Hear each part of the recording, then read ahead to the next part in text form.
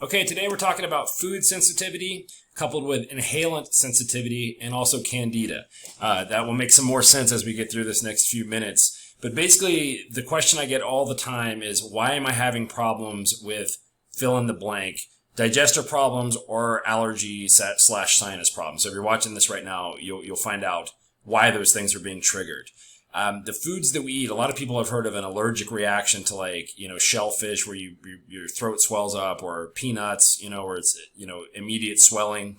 And that's a true food allergy, and that's called an IgE response or emergency response. That's not what I'm talking about here. You would know really quickly if you have a food allergy that's really specific like that and also very acute. What I'm talking about is much more widespread. Very few people actually have those allergies, but so many people have what's called an IgG response, which I'll get into, and that's called a food sensitivity.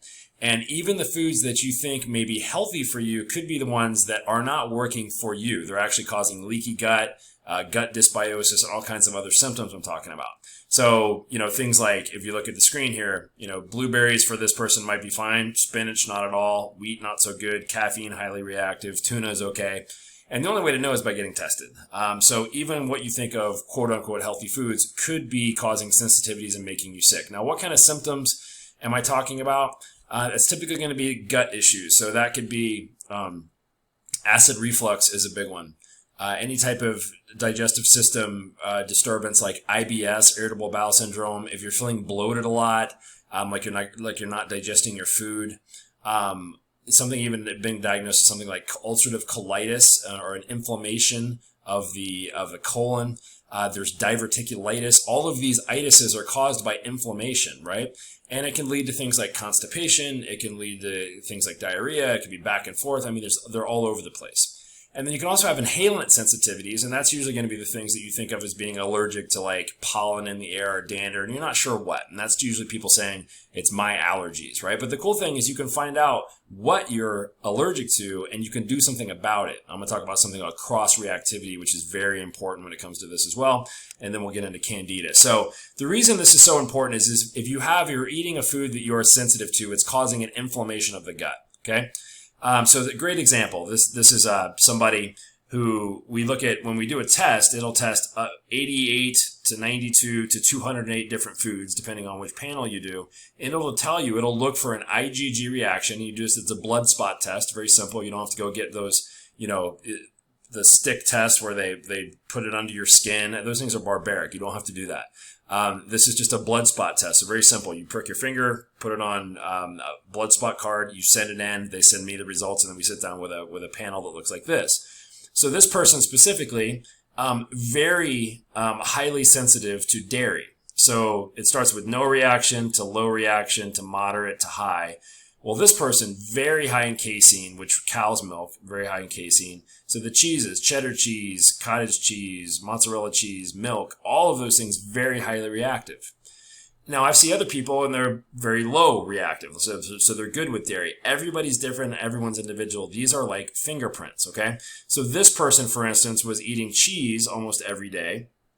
Was doing whey protein, and you've heard, hey, whey protein is good for you. Whey protein and dairy and yogurt is good for you. So her meal in the morning would be a smoothie with whey protein and yogurt. Well, guess what? Even though that might be good for you or me, wasn't good for her. Again, this is an individual thing. So we had her start making other changes and better options there for what she was able to eat. So if you go down here, would eggs be a better option for her? Not. So she's very highly reactive to egg white and egg yolk. She's fine with chicken. She's fine with beef. She's fine with lamb, pork, turkey, but eggs, right? So those two breakfast foods were not good for her. So we got her making some different choices, so doing like some paleo waffles, that worked really well with almond butter. There's a million different ways you can go with this, but specifically you don't want to be doing that smoothie and you don't want to be doing omelets, right? And that's what she was doing on a regular basis. So when we find these, we typically go on what's called a rotation diet, where if you stay away from them for a while, especially if they're in the moderate range, you stay away from them for a while, then your body can tolerate them a lot more moving forward. But we have to start rotating these things to put the good foods in that your body's not reactive to. So she was having a ton of issues with her digestive system, a lot of bloating, a lot of constipation. Doctor couldn't tell her what was wrong. They had tried all kinds of different drugs. Well, it turns out what she was eating every day was causing the problem. you get down here, miscellaneous things like cocoa beans, coffee beans. She was fine with coffee. Honey was good, but man, sugar. So processed sugar, very highly reactive there. You get over here to fruits. Apples were good. Apricots, good. What wasn't good? Banana. And again, she was putting a banana in that smoothie a lot of time, was making her sick.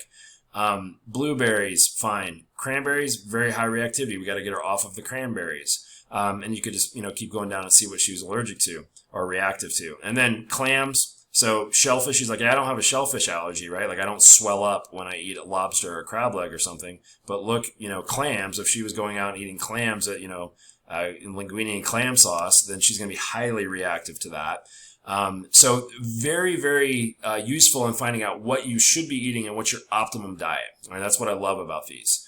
So food sensitivities and allergies are different. So that food allergy is an IgE, right? So very specific, quick food allergy. This is an IgG reaction, immunoglobulin G. And these are delayed, right? So typically if you eat this food, you're not going to feel bad 2 hours later. You're going to feel bad 48 hours to 72 hours later. And that's what is so tricky about these. Is like, man, I think I'm fine when I eat whey protein. But then 2 days later, you feel like crap. And you're like, okay, I don't know how to figure out what it was because I've eaten 45 foods in the last 2 days.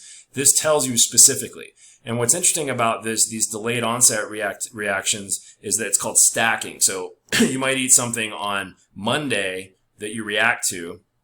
You don't notice it until Wednesday, but then on Tuesday you also ate that thing, so you're going to get another reaction for another 72 hours, and these things stack on top of each other, which explains why do I feel like crap sometimes after I eat this food, but I don't after this food. Well, maybe it was a combination, and maybe it was just you ate them on Monday, Tuesday, and Wednesday instead of Monday, Thursday, and Saturday, and these things are stacking on top of each other. So these are delayed sensitivity reactions. Now, what are the symptoms going to be?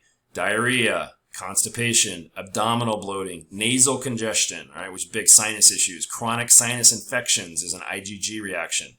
So much we think it's like I'm getting it from the air, but a lot of times you're getting it from your gut. That's what's causing these sinus problems.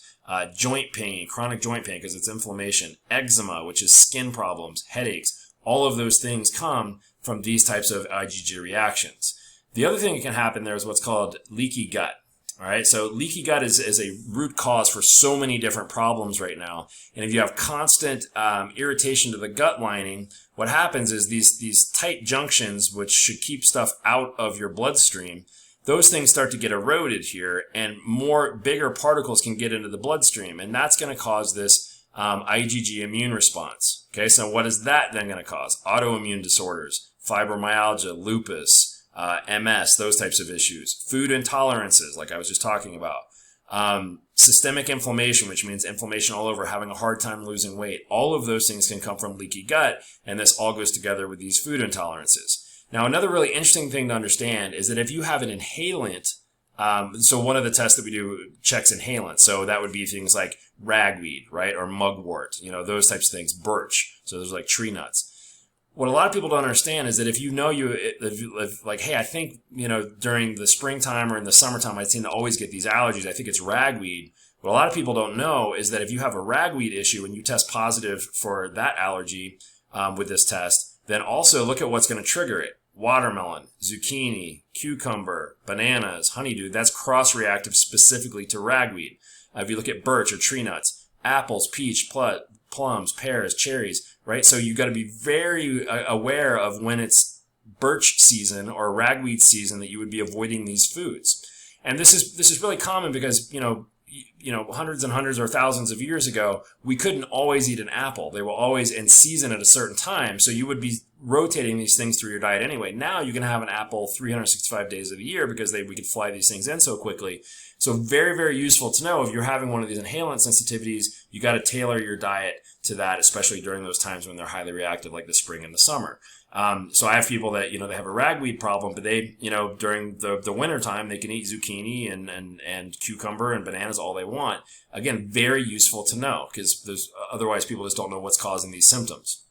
So that's cross-reactivity. Now, the other issue when you have this constant inflammation in your gut is it causes what's called dysbiosis. And a dysbiosis is not enough good bacteria in your gut and too many bad bacteria in your gut. It's an overgrowth of the bad bacteria. It's a very finely tuned balance in your gut. You need what's called healthy bacteria and unhealthy bacteria. The healthy bacteria actually feeds on the bad bacteria. So you got to have that gut. It's very important to have that balance. But when you get too many bad bacteria and they're overcoming the good bacteria, that's when we're going to see what's called dysbiosis. And that can cause something called Candida overgrowth. Okay. And that's the other thing that these tests look for is Candida overgrowth. Now, if you've heard of Candida before, let me go back here.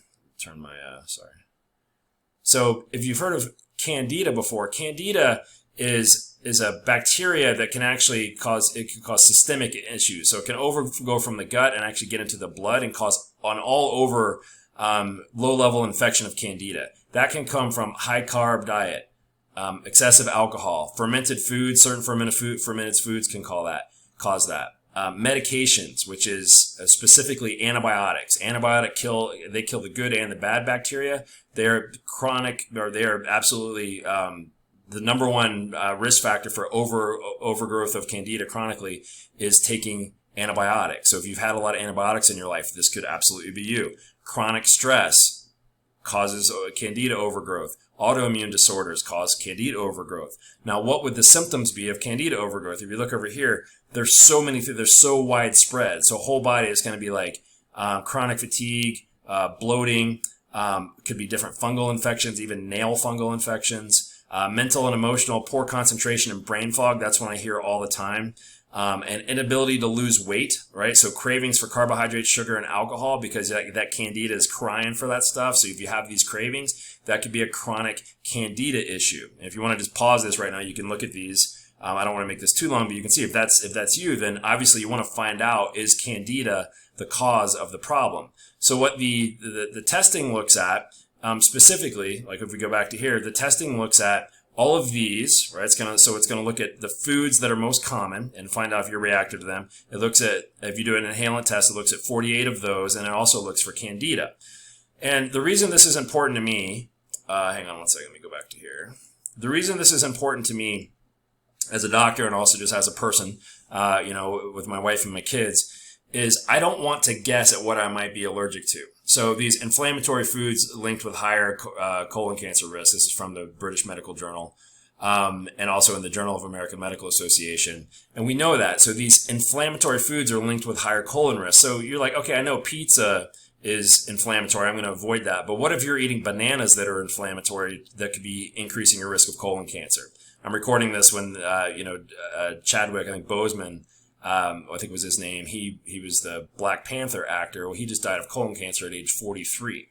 I don't want to be eating something every day that's causing that, right? I want to know. I also want to feel good. I want to make sure my diet's working for me.